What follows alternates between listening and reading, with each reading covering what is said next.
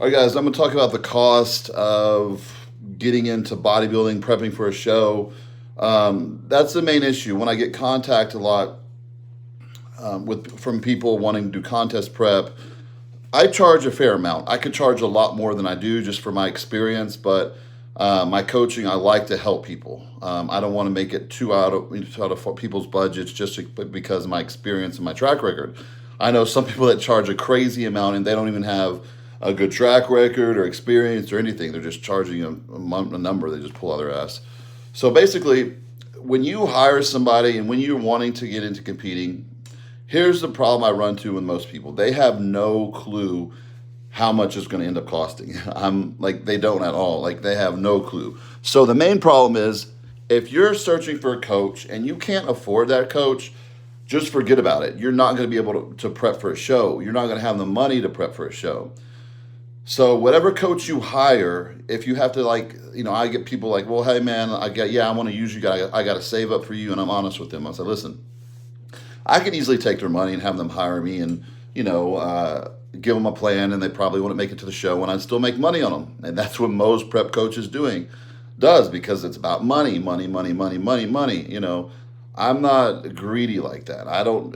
I make a good living. I've been doing this a long time. I don't need to have people spend money when they're not going to be able to get through the prep. I'm actually, I don't like wasting my time. So if I prep someone for a show and they don't get through the show, it's annoying to me because I just like, okay, I put a lot into this client and then they didn't end up even doing a show, whether it be they were cheating on their diet, they didn't have the right, things to take during the prep, or they couldn't get things. That's the main issue these days.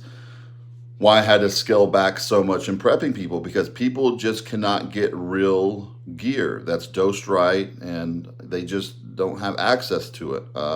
As a coach, people like, no, I don't get my client, I don't get my client stuff. I've been doing this for almost 20 years. If I was getting clients gear, I would be in prison. Like, you can't do that. So if you got a coach out there that's trying to get, there's a lot of coaches like that will be like, yeah, I can help you out and get your cycle. That's not a real coach. That's a dealer. Real coaches don't do that. No top real coach does that. They might help out a friend here and there or something, but they're not getting just people gear out there. That's crazy. So when you hire, let's say you hire me, okay, you're gonna have to worry about food. Okay, let's just start with the food. You're eating. I have most of my clients, I feed my clients. My clients aren't starving on their diet. You shouldn't starve. When people think, when they're getting ready for a show, I have a lot of people think like, so do we eat like hardly not any food? Do we just eat salads? I'm like, no, you should be eating protein, usually 1 to 2 grams of protein per pound of body weight. Yeah, that's a lot of protein. Do I get that in now? No, I'm retired. I don't get that in at all. I'm lucky if I get in 60 or 70 grams of protein a day. I just don't eat that much anymore. But when you're growing and trying to compete, you have to get the protein in. That's the most important thing. And so is carbs and your fats and all that. Sugars are not important at all. You don't need sugar. So the food gets really expensive. Of course, you can budget it first. When I first got into it, like I started competing when I was 18. I started bulking before that and everything. I would just eat everything I could. I remember I had friends at Subway.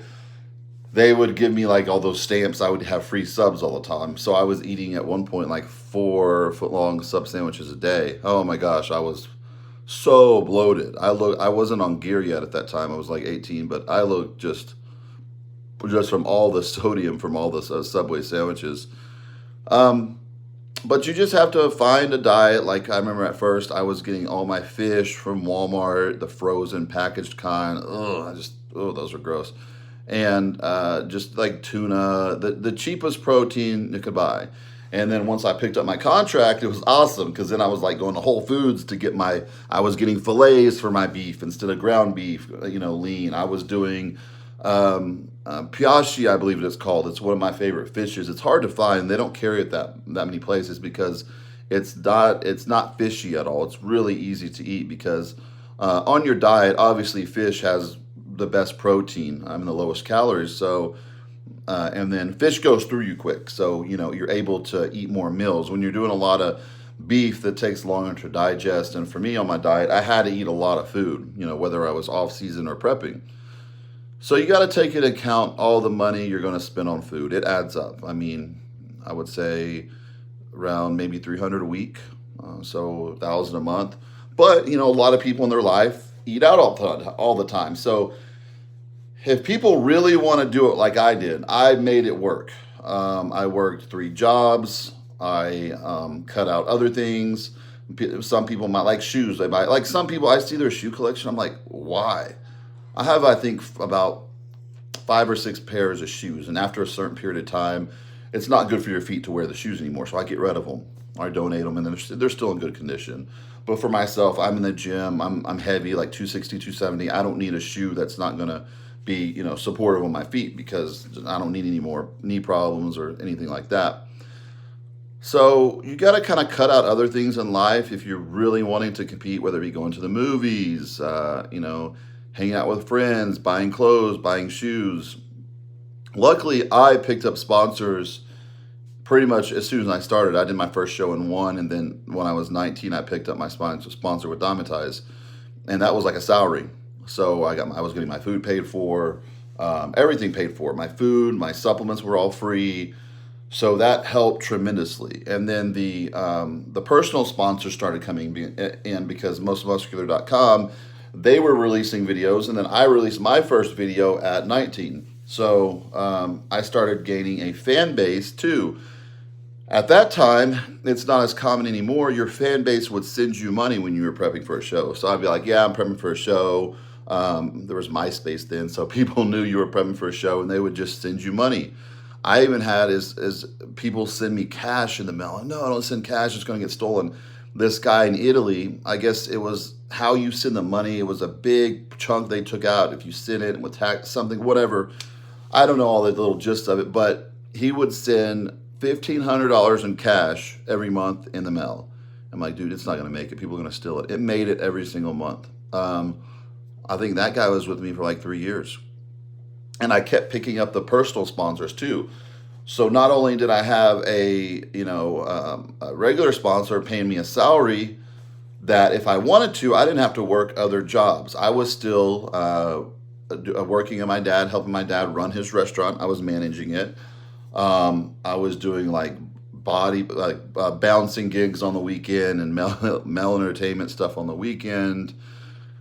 And I was staying really busy working, because I wasn't one of those people that could just sit at home. And bodybuilding, if you could eat, sleep, and train, of course you're going to grow the best. But I just couldn't just sit still at home and I got bored. I had to work. It was I wouldn't say fun to me, but I needed to stay busy and feel productive. Or if I didn't, I felt like a bum. Some people are cool playing video games, sitting at home all day. I don't know how, but that's not how you're going to make money or be successful. So cutting out other things so you're able to afford to compete, right? So whatever it may be, that you spend BS money on, that you can cut back and put towards bodybuilding if you really want to do it. So some people don't have contracts. Now the contracts aren't out there where people are going to make money that young, and maybe not even at all, probably. So I'm honest with people, and I'm saying this is what you're looking at. That's just in the food. Then your next thing would be your natural supplements. So many people today don't even take natural supplements. They skip over that and they go straight to the gear. It's like, if you're taking gear, natural supplements aren't important, right? That's how people really think. And no, they're absolutely important. They're very important. So I make sure I have all my natural supplements covered. So for me, of course, they were covered because I was sponsored. So I got everything for free and more. I mean, they were giving me so much products. I was able to sell the products monthly too, and they were based out of Dallas, Dymatize. So I would just go by the warehouse, load my car with everything, and then I would sell it too for half off. So I'd go by a couple different gyms in Arlington, and that wasn't an extra, sometimes $3,000 to $4,000 a month. So I was doing really, really well for my age as soon as I started. Don't get me wrong, I worked hard. I sacrificed a lot, relationships, friendships, hanging out with friends, going to bed early. I sacrificed a lot. But I'm like looking at in the long run, okay, here's all my friends. They're hanging out at the party. They're having fun. They're drinking. But where are they going to be in a couple months? Where are they going to be in a year? Where are they going to be in 2 years? They weren't headed in the right direction. And I wanted to be successful. and I really wanted to do this bodybuilding. So you got all your natural supplements covered. So if you're not sponsored by a company, you're going to be looking at another several $100s a month. Okay, and then moving on to the gear, the sprinkling on the top. So I've had clients that need this much for like a beginner show. I've had clients that need this much. You know, I try to keep it under a certain amount if they're a beginner. If they need that much gear for a first show, you don't have that means your genetics aren't very good for bodybuilding. You're probably not going to go too far. Some people don't care. They still want to compete. So like when I first got started, I did it, my first show, my second show, I didn't take anything. Okay. And then I made a decision when I got my sponsor for my third show to take stuff. And then it was just plain testosterone at that time, but it worked. Even it was like $250 a week. It still made a dramatic difference. And then my next show was a little more. So to be honest though, most people I get do not have anywhere, like Ronnie Coleman, best genetics in the world, right? Just a freak. When I first saw him, because we grew up at the same gym, he's just, obviously older. And then I befriended him and we did a Netflix documentary and all that. I knew I would never be anything like that. He was just from another planet. But when I had everybody at the gym coming to me saying, you have insane genetics, you passed all these people up within like 5 months. I've been training hard 3 years, like you're the same age as you. And then I knew at that time I had something special because I put on muscle a lot easier than others. I'm talking about naturally. And when I put on the muscle, it still stayed lean. And I still had good shape and all that. My problem was I let certain body parts lack at first. People weren't telling me, hey, you need to bring up this more to match this. So that was the main issue. And it was my hamstrings and my back, okay? But the gear is a lot of money, and it's different now. You're getting stuff off the street. Most of the time it's fake or underdosed. Most of the time. I'll say this. Almost every client that comes to me, oh man, yeah, my source is great. They do lab tests on it. They send it. I'm like, oh my gosh, guys. I'm like, you don't think a company is going to have like fake lab results and tell the result? Like people don't think or use common sense. Or they'll be like, oh, well, I got it from this site. And there's this other site like Eroids would rate the sites. I'm like, you don't think these companies are paying the sites to give them a good rating? People just don't use common sense. So most of my clients that come to me, I'm like, use roidtest.com. You can get on davepalumbo.com. And it tests what your stuff is. So you can tell if it's real or fake. All my clients always have something fake. So that's another problem. Spending the money, you could spend money and it could be fake. And then you can't even, you have to find a source that, unfortunately, a lot of this stuff isn't legal in the US, alcohol is legal, which makes absolutely no sense to me. All the deaths that cause every year, all the domestic violence, all the, drunk driving accidents and deaths. But, anabolic steroids, which can help you in a lot of ways. And it helps men, like with injuries, with depression. So I'm not going to get into all that on this video, but you have to be able to afford that. And it's not cheap at all, because you got to remember, you're prepping for a certain amount of time. People's like, think they need just one bottle of stuff. No, that one bottle might last you a couple weeks. So when people think, do I just need a cycle? It's just one bottle. No, it doesn't work that way. When I started taking stuff, that's what I did. I wasn't doing it right, but I got by. My group of 3 people, it was me, my friend Stephen Fraser, and my friend Crystal Holly, the late Crystal Holly. And me and Chris had to take a little word. Me and Steve did not have to take as much as other people. We literally have a bottle here or there. That worked for us. But our genetics were superior than other people, are very good. And me and Steve are still best friends to this day. And he's 44 and he's a pro bodybuilder, and I prep him for his shows. He just got second at the Masters Reno. So when I took over his prep, he started doing a lot better again. So yeah, man, the cycle is gonna cost thousands. Okay, so if you can't afford the coach, and that's going to be a problem, you're not going to afford what it takes to do prep. You could get up on stage, you're just not going to win. You're going to get your butt beat, and you don't want to do that. I put my clients on stage to win. Rarely do they not win. Maybe the worst, 3rd place.